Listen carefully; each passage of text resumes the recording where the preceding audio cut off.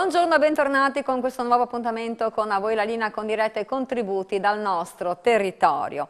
È partita da Sacile la 16ª tappa del Giro d'Italia con arrivo a Cortina d'Ampezzo, tappa pesantemente modificata dal maltempo. Dagli originari 212 km si è passati a 153 km con la direzione di gara che ha deciso di togliere dal percorso le salite sul Fedaie e sul Pordoi Cima Coppi di questo Giro. A Sacile per noi c'era Daniele Micheluz che ha testimoniato il saluto del Giardino della Serenissima alla Corsa Rosa. Vediamo. Enzo Cainero, allora la partenza a Sacile dopo 2 giorni, insomma, Zoncolan, la Grado Gorizia, oggi si parte da Sacile, piove però la gente ha risposto lo stesso. Sì, è stato un bagno di folla dappertutto, è per me molto gratificante perché di fronte a un lavoro enorme svolto, perché so io quanta gente ha lavorato e quanto impegno ci hanno messo e quanti rischi hanno corso e siamo alla fine. Mi dispiace per Sacile questa giornata perché l'avevo messo come conclusione, come una perla di questa 3 giorni, però insomma la gente c'è, partecipa e questo è un momento. Tappa assolutamente importante anche per quanto riguarda la classifica, abbiamo visto insomma, lo spettacolo, insomma, oggi si arriva a Cortina, è un tappone. Ma fare le Dolomiti è sempre uno spettacolo, fare le Dolomiti vuol dire l'eccellenza del ciclismo. Noi stiamo cercando un po' di rompere le scatole, di sopravanzarli, però insomma c'è un bel abbinamento, una bella collaborazione. Siamo arrivati alla fine di questa 3 giorni, tutto è funzionato, ecco, lo spettacolo che il Friuli ha regalato anche quest'anno è stato particolare, mare, montagna, neve, pioggia, però insomma. Do un anticipo perché io sarò sulla vostra emittente mercoledì e in un'ora faremo il riassunto di tante cose che si sono svolte, di quello che ha funzionato, di quello che non ha funzionato. La città ha risposto bene, una grande vetrina per Sacile oggi, una partenza di tappa. Sì, per Sacile e per tutto il Friuli Venezia Giulia è una giornata importante di ripartenza e questo per noi, a noi fa molto piacere. La possibilità proprio di ridare luce, ridare energia a un tessuto sociale che per un buon periodo è rimasto bloccato, crea le condizioni per i migliori entusiasmi e la migliore ripartenza. E insomma poi anche, come si diceva, una vetrina turistica, insomma Sacile oggi partenza di tappa del tappone forse insomma più importante anche a livello di classifica generale perché si arriva a Cortina e ci sono diversi passi da scalare. Sicuramente anche la pioggia non ha aiutato, ma qui parliamo di professionisti, di atleti che sapranno esprimere al meglio la loro capacità. In questo senso noi siamo molto onorati di poter ospitare la tappa e, come dicevo, un'occasione importante per rilanciare tutto il territorio, non solo Sacile. Dal punto di vista della sicurezza a Sacile, ma tutto il Friuli ha risposto alla grande, siamo in compagnia di Marco Dorisio, il questore di Pordenone, insomma grande spiegamento di forze, tutto sotto controllo. Sì, sicuramente peccato per il tempo inclemente, ma una bella giornata, una giornata di festa. Poi per quanto riguarda l'edizione del Giro di quest'anno, 3 delle tappe friulane hanno proprio interessato la nostra provincia, destra tagliamento, provincia di Pordenone, e quindi per quanto concerne la sicurezza, un lavoro di gruppo, c'è un posto di comando avanzato anche qui appunto a Sacile con la partecipazione questura, polizie, appunto carabinieri, guardia di finanza, la protezione civile, la polizia locale per garantire quella cornice di sicurezza alla kermesse, alla manifestazione. Appunto, come si diceva, tutto sotto controllo anche per quanto riguarda le norme anti-Covid che quest'anno insomma incidono su quella che è l'organizzazione delle tappe del Giro.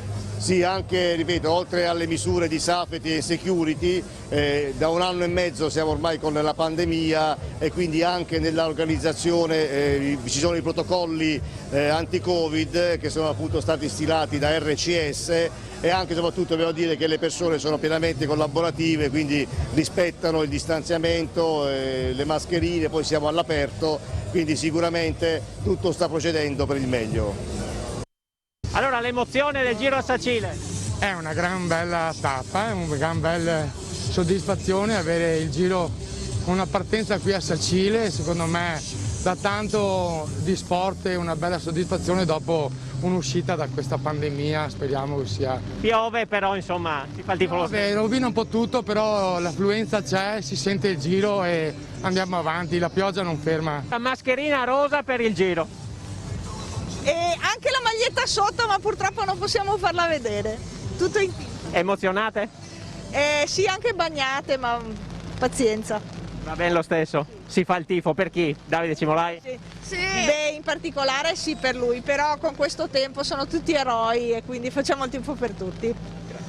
Pronti per vedere i ciclisti? Sì, prontissimo, anzi sono un super tifoso. Qui davanti alle Tassene in prima fila? Sì, per vederli uno a uno Peccato il tempo. peccato, sì.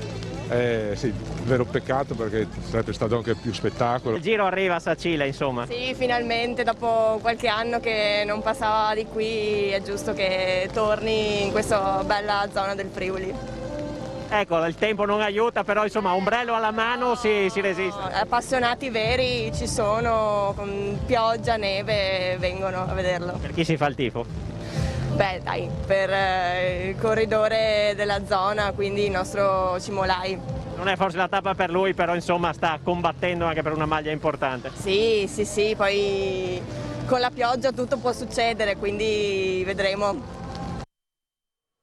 E un saluto alla bella Sacile, questa mattina invece è inaugurata al Citafiera l'Accademia del Gusto Friuli Venezia Giulia, luogo di valorizzazione della cucina italiana e del Friuli Venezia Giulia.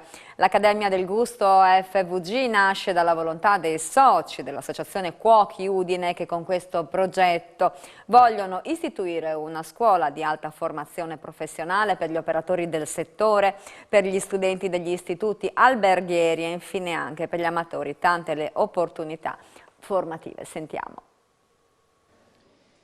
Marinella è la vicepresidente dell'Accademia e diciamo che questa è una bella novità anche perché voi oggi avete voluto un ospite d'eccellenza in questa giornata. Certo, il presidente della Federazione Italiana Cuochi, Rocco Pozzullo, che è il nostro presidente per noi, per me soprattutto molto importante perché ho avuto la prima esperienza con lui a Metaponto. Ed è stata una cosa bellissima come ha gestito il congresso. Cosa significa aprire uno spazio di questo tipo in un centro commerciale in una regione come la nostra che ha dei prodotti gastronomici di eccellenza?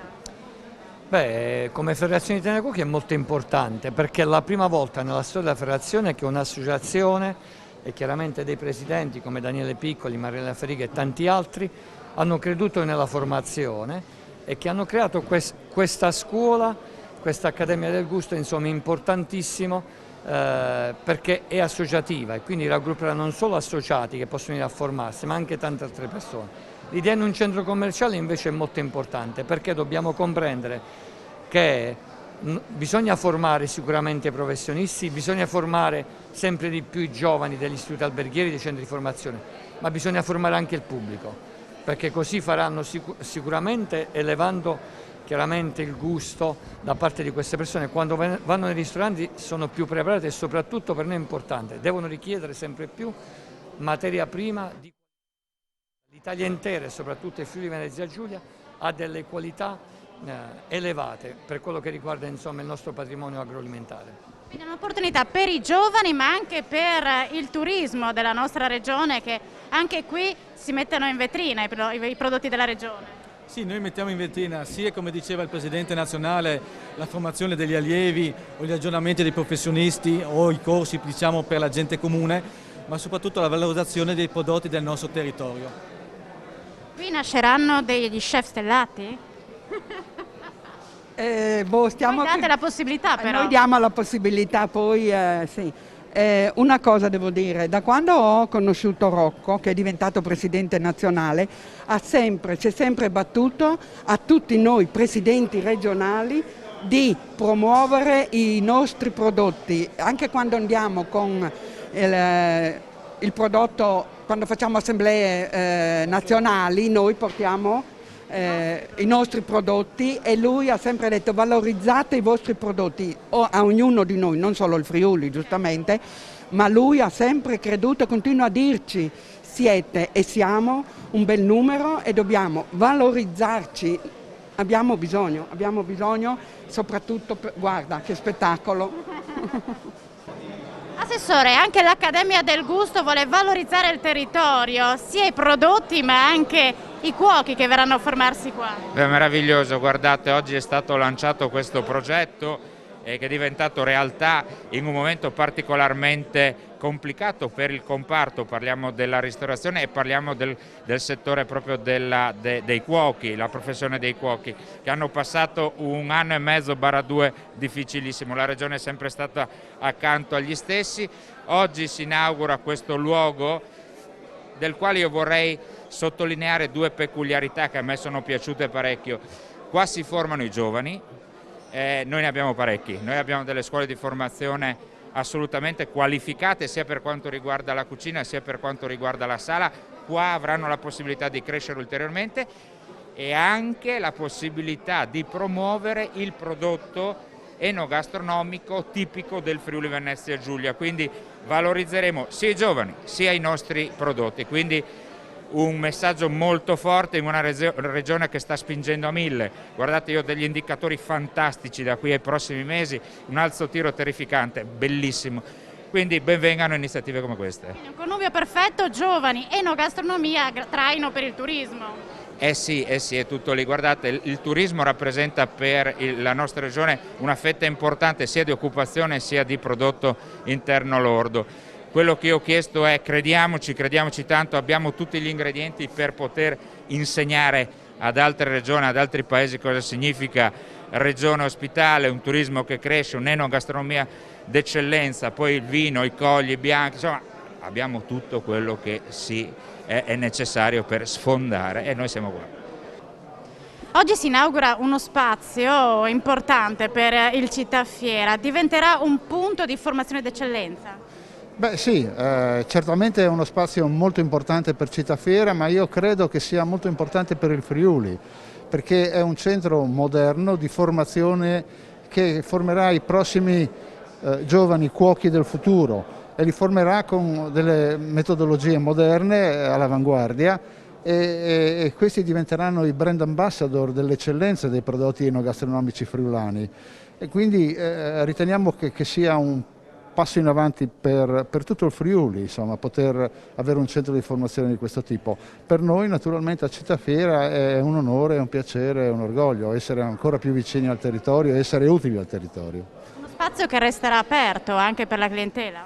Resterà aperto anche per la clientela che si propone di fare anche formazione per i privati, non solo per i professionisti e che nel suo DNA ha anche la promozione dei prodotti dei territori, proprio quei prodotti dei piccoli artigiani che poi in questo momento credo abbiano particolarmente bisogno di essere rilanciati e trovare il giusto connubio con un polo come questo che è frequentato e quindi dare visibilità alle nostre eccellenze che magari da sole fanno un po' più fatica. Grazie allora ad Alexis Sabot, qualche istante di pubblicità e torniamo subito con voi. E rieccoci con la seconda parte di A voi la linea, una grande festa segnato alla riapertura del Teatro Nuovo Giovanni da Udine sabato sera. 90 minuti di letture, musiche, dialoghi per riaccogliere in sala dopo 7 mesi tutti coloro che vorranno rivivere l'incantesimo che ci conquista a ogni alzata di sipario.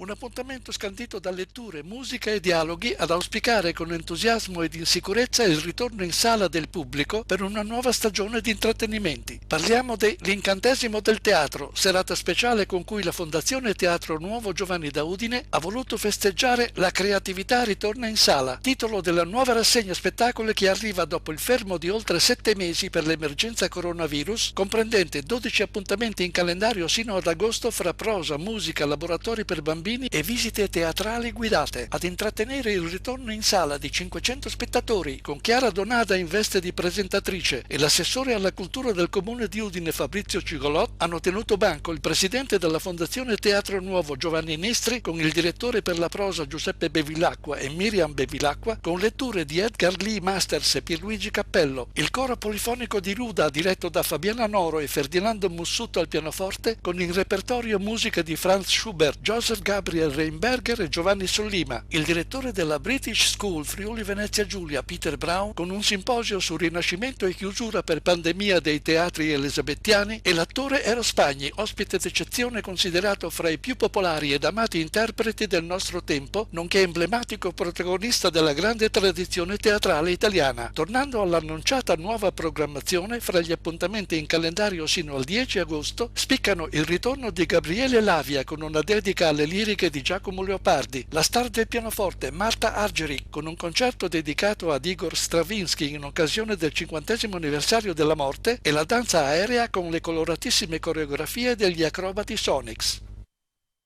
E sono stati svelati tra i finalisti del premio Friuli Storia giunto all'8ª edizione organizzata dall'associazione Friuli Storia. Quest'anno ha visto 440 giurati e ben 120 volumi presentati dalle case editrici.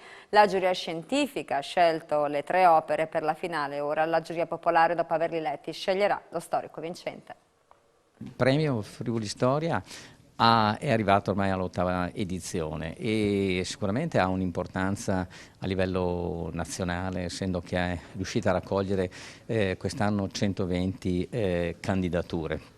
Però proprio in virtù di questo grande successo a livello nazionale e volontà nostra, della Fondazione Friuli e anche del Comune di Udine, di riportarlo molto più vicino al territorio.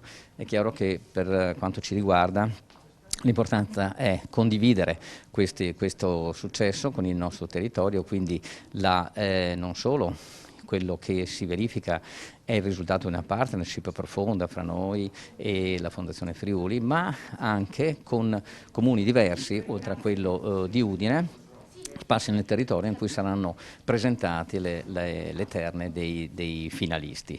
La cosa un po' interessante da ricordare è che la valutazione delle candidature procede in 2 fasi. Prima vi è una valutazione da parte di docenti universitari, in cui le nostre 2 colonne, Tommaso Pifere e Andrea Zannini, ma poi i volumi vengono indirizzati, inviati a 300 lettori non esperti della materia, o perlomeno non dichiaratamente esperti della materia, che esprimono poi il loro parere. Alla fine si arriva alla valutazione della terna finale.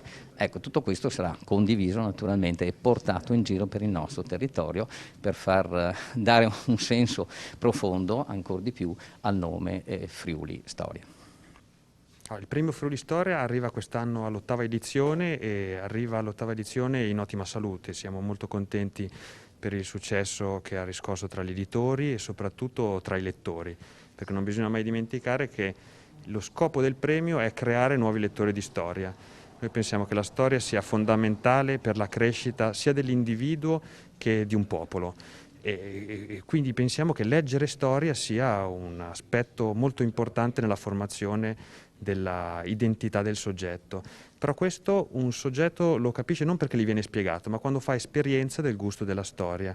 E questa è la ragione per cui abbiamo creato nel 2014 un premio che ha al centro i lettori. Ricordiamo infatti che sono i lettori a scegliere i vincitori. Ogni anno 300 lettori ricevono gratuitamente i libri e hanno l'occasione di selezionare il vincitore del premio e soprattutto fare l'esperienza del gusto di leggere storia.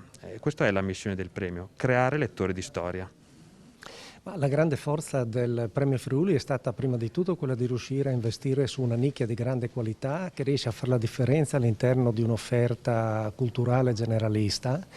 E l'altra grande forza è stata proprio quella di basarsi sul lavoro e sui rapporti nelle scuole, e la presenza di tanti elaborati da parte delle scuole in un momento così complesso e così difficile da gestire dà grande ritorno di quello che è l'attaccamento di tutto il territorio a questo premio.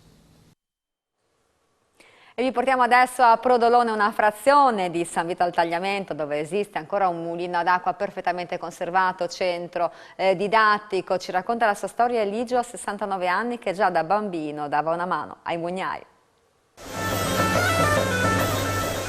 Il mulino di Prodolone, che storia ha? La storia vera e propria comincia nel 300 probabilmente, con i signori Colloredo chiamato Redomels, che erano praticamente i signori del luogo.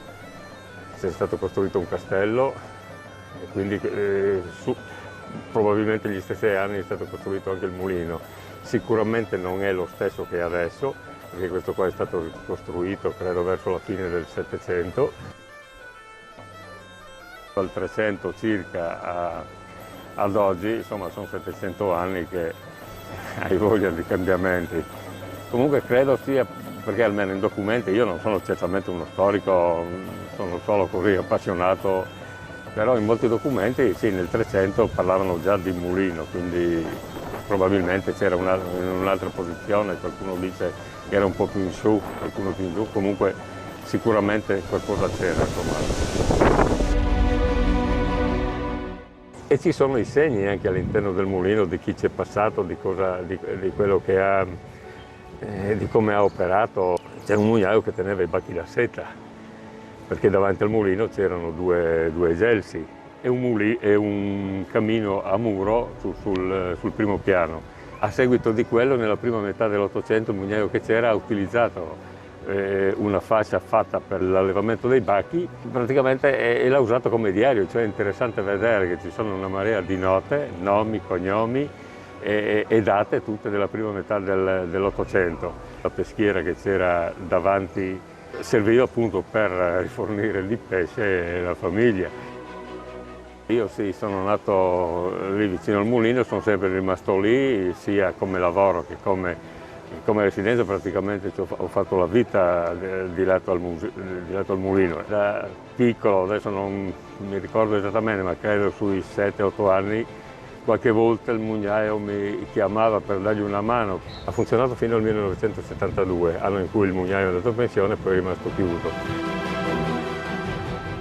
Fortunatamente siamo riusciti ad avere un contributo dalla Regione, poi ha provveduto a una ristrutturazione e un recupero, si può dire quasi completi, c'è qualcosa che manca, ma con il tempo, se la gente lo apprezzerà, come ho visto in questi 2 giorni qua, che è stato apprezzato in maniera veramente, quasi si può dire, fenomenale, perché tutti i turni che il FAI aveva organizzato e previsto per le visite erano tutti pieni, sono stati veramente una partecipazione di gente non indifferente, e quindi vedendo che può essere ancora visitato e tenuto vivo, insomma, credo che si possa sperare in qualche altro miglioramento e completamento nel futuro.